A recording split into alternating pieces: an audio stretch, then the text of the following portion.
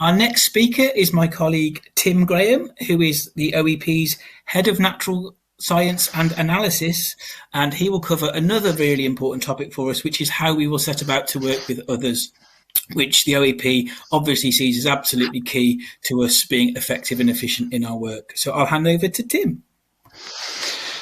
Thank you, Mike. As Mike's just mentioned, I'm going to briefly cover the ways of external working for the OEP, and that helps link back to what Natalie mentioned earlier on in terms of how we're forming productive relationships.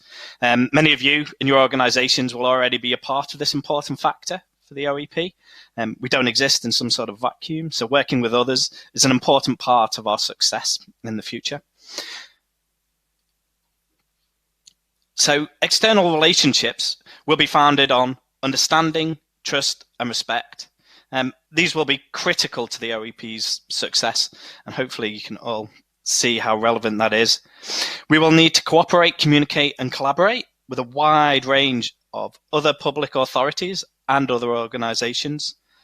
And importantly, we will communicate openly where appropriate, and we will guard our independence of judgment and action where there are risks of conflict.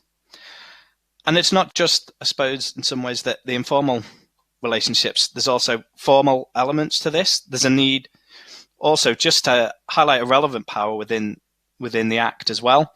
So we will draw on and respect the expertise of specialist bodies with whom our functions may overlap through written agreements such as memorandums of understanding.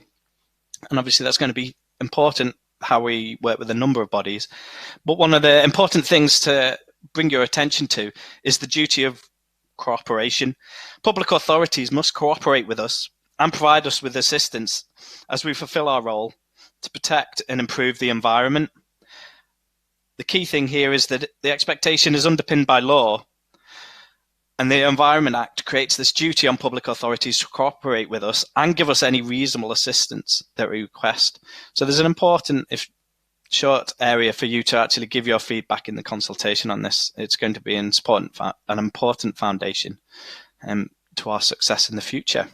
So thank you, and back to you, Mike.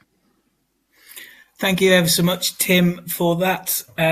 Before I hand on to the next speaker, just another plug for the Q&A. If you do want to send a question in, there's not much coming through at the moment, and we really are sort of committed to being open and honest and answering any questions you have. So please do put your questions forward.